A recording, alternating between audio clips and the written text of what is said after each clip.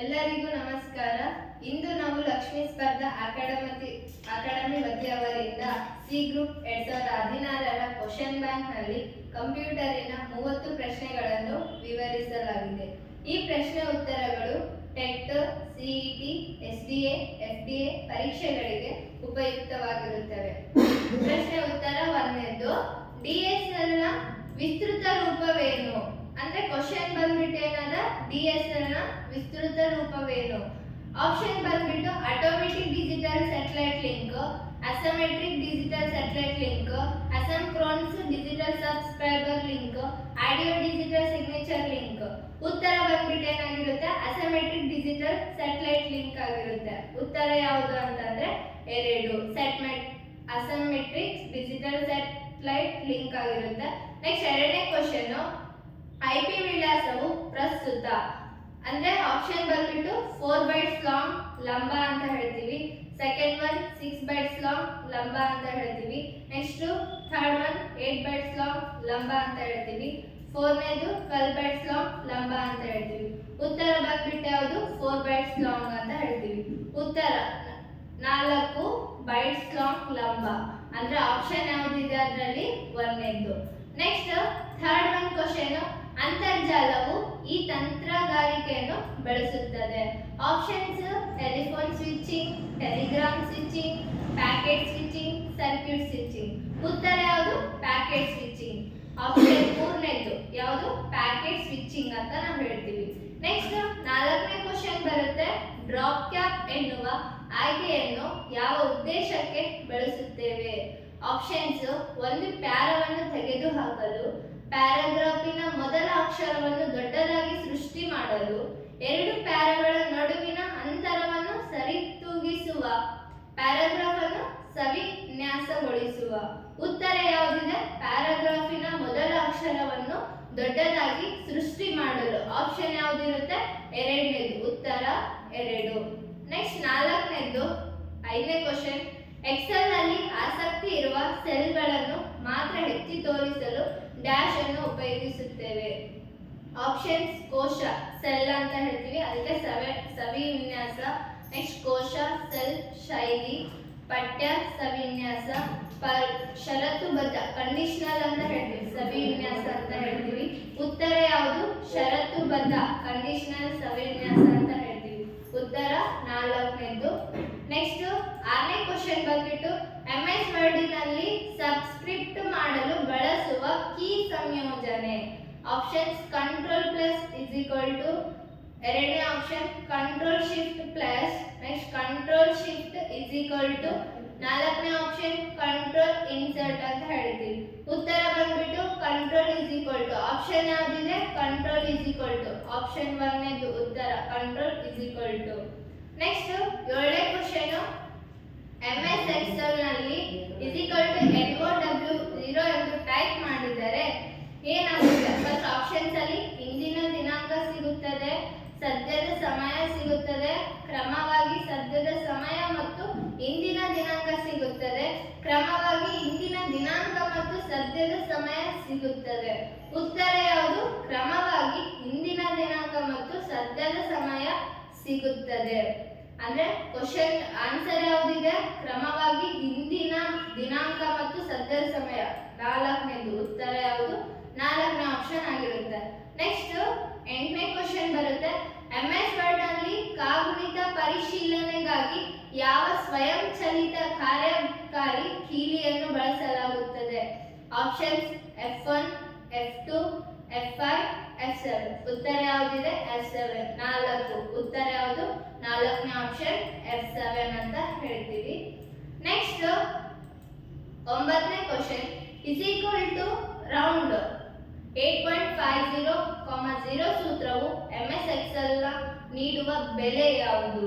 Options ಬಂದ್ಬಿಟ್ಟು 9 ಆಗಿರುತ್ತೆ, 2ನೇದು 8.5, 3ನೇದು 8, 4ನೇದು 8.6 ಆಗಿರುತ್ತೆ. ಉತ್ತರ ಯಾವುದು, 9. ಅಂದ್ರೆ ಆಪ್ಷನ್ ಯಾವುದು, 1 ಆಗಿರುತ್ತೆ. ಅದು ಉತ್ತರ 9. ನೆಕ್ಸ್ಟ್ 10ನೇ ಕ್ವಶನ್ ಬರುತ್ತೆ. 10ನೇ ಕ್ವಶನ್ ಅಲ್ಲಿ ನಾವೇನಂದ್ರೆ MS ವರ್ಡ್ ನಲ್ಲಿ ಪುನರಾವರ್ತಿತ ಕೆಲಸಗಳನ್ನು ಮಾಡಲು ಬಳಸುವ ಚಿಕ್ಕ ಫಾರಂಗ್ರಾಮ್ಗಳನ್ನು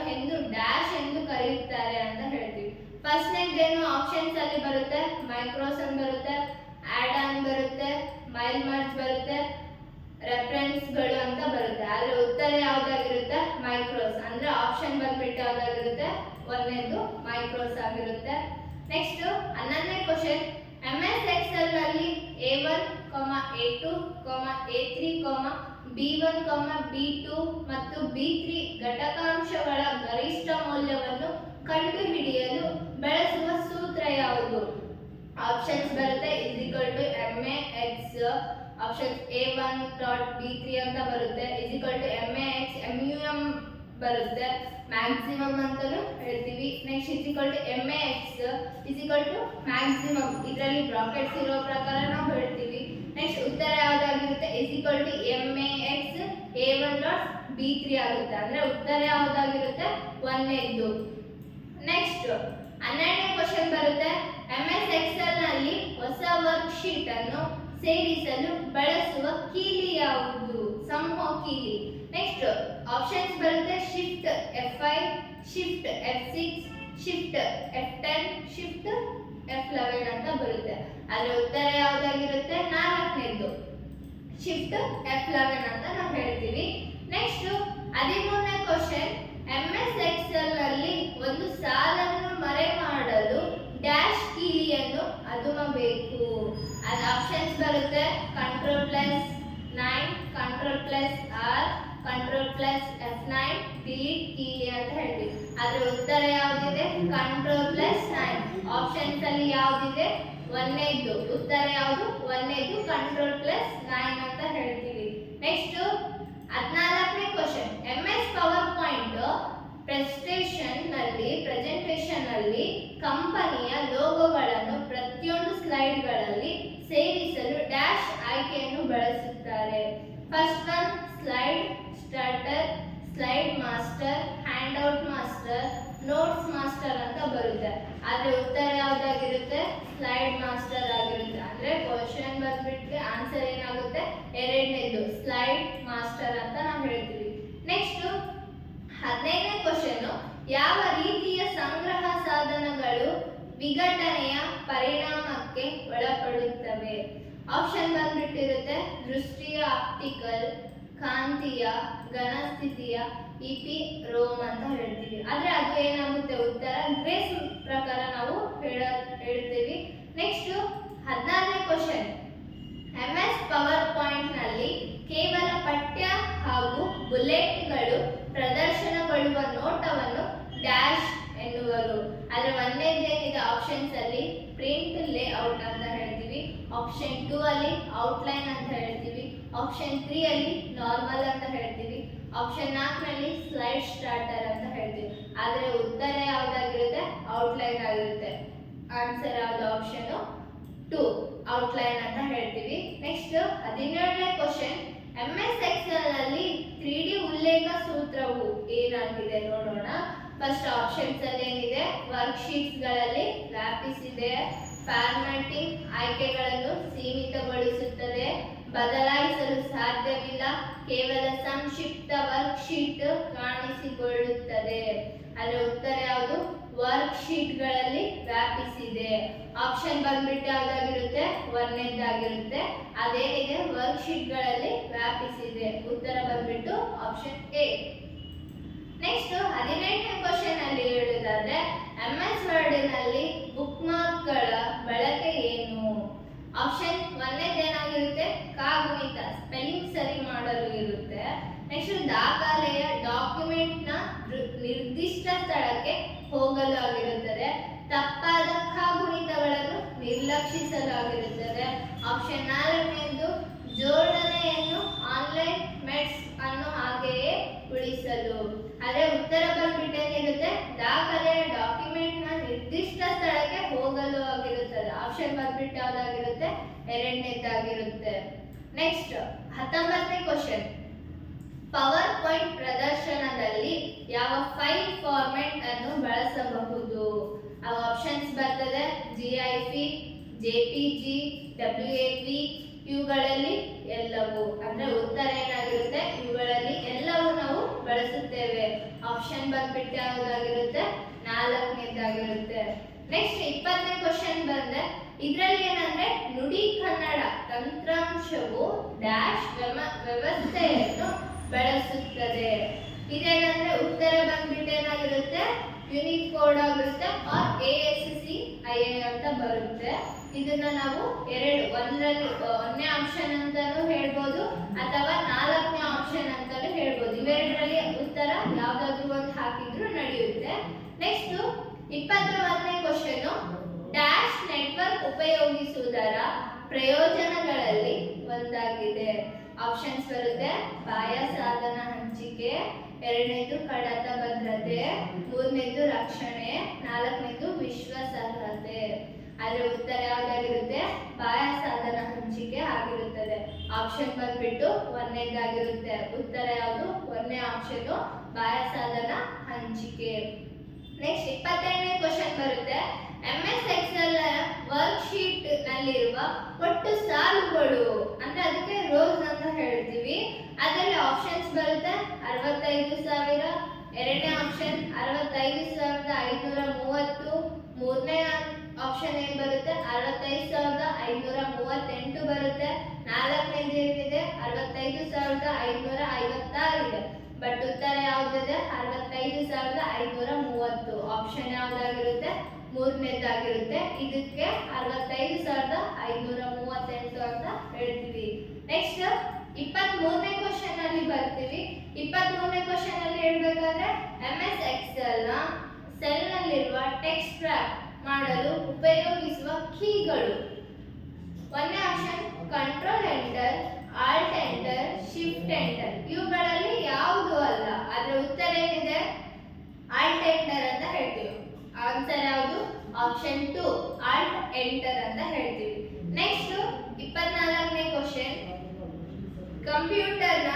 ಕಂಪ್ಯೂಟರ್ನಲ್ಲಿನ ಅತಿ ವೇಗದ ಸ್ಮರಣೆ ಅಂದ್ರೆ 1ನೇ ಆಪ್ಷನ್ ರಾಮ್, 2ನೇ ಆಪ್ಷನ್ ರೋಮ್, 3ನೇದು ಕ್ಯಾಚ್, ನೆಕ್ಸ್ಟ್ 4ನೇದು ಹಾರ್ಡ್ ಡಿಸ್ಕ್. ಅದರ ಉತ್ತರ ಯಾವ್ದಿದೆ ಕ್ಯಾಚ್ ಇದೆ. ಆದ್ರೆ 3ನೇದು ಆಪ್ಷನ್ ಯಾವ್ದು ಉತ್ತರ 3 ಅಂತ ಹೇಳ್ತೀವಿ. ನೆಕ್ಸ್ಟ್ 25ನೇ ಕ್ವಶನ್ ಬರ್ತೀವಿ.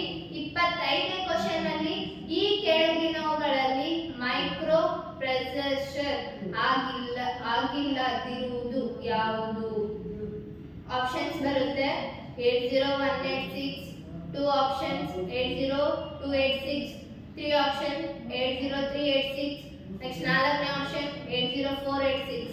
ಆದ್ರೆ ಉತ್ತರ ಏನಾಗುತ್ತೆ ಗ್ರೇಸ್ ಪ್ರಕಾರ ಹೋಗುತ್ತೆ. ಇದೇನಾಗುತ್ತೆ ಗ್ರೇಸ್ ಪ್ರಕಾರ ಹೋಗುತ್ತೆ. ನೆಕ್ಸ್ಟ್ 26ನೇ ಕ್ವಶನ್, BIOS ಅನ್ನು ಎಲ್ಲಿ ಶೇಖರಿಸಿರುತ್ತಾರೆ? ಇದೇನಾಗುತ್ತೆ ರಾಮ್ ಆಗಿರುತ್ತೆ, 2ನೇ ಆಪ್ಷನ್ ರೋಮ್, 3ನೇ ಆಪ್ಷನ್ ಏನಾಗಿರುತ್ತೆ ಫ್ಲಾಶ್ ಮೆಮೊರಿ ಅಂದ್ರೆ ಒಳೆಯುವ ಸ್ಮರಣೆ ಅಂತ ಹೇಳ್ತೀವಿ. 4ನೇ ಆಪ್ಷನ್ ಇವುಗಳಲ್ಲಿ ಯಾವುದು ಅಲ್ಲ.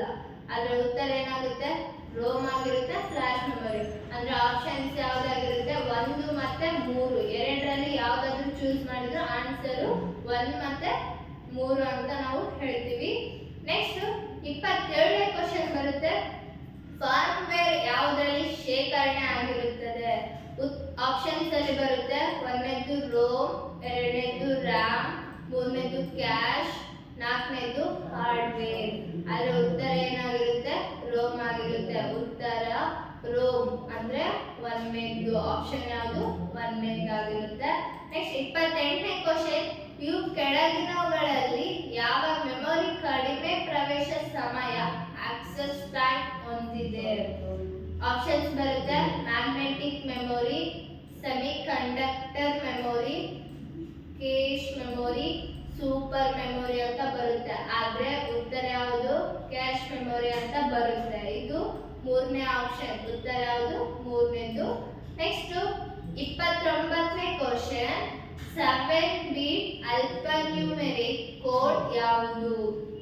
ಆಪ್ಷನ್ಸ್ ಬರುತ್ತೆ BCD, second one ASCII, 3ನೇದು EBCDIC, 4ನೇದು F ಯಾವುದು ಅಲ್ಲ. ಉತ್ತರ ಏನಾಗಿರುತ್ತೆ ASCII. ಉತ್ತರ ಯಾವ್ದಾಗಿರುತ್ತೆ 2ನೇದಾಗಿರುತ್ತೆ. ನೆಕ್ಸ್ಟ್ 30ನೇ ಕ್ವಶನ್ ಬರುತ್ತೆ, 1 MB ಯಾವುದಕ್ಕೆ ಸಮ?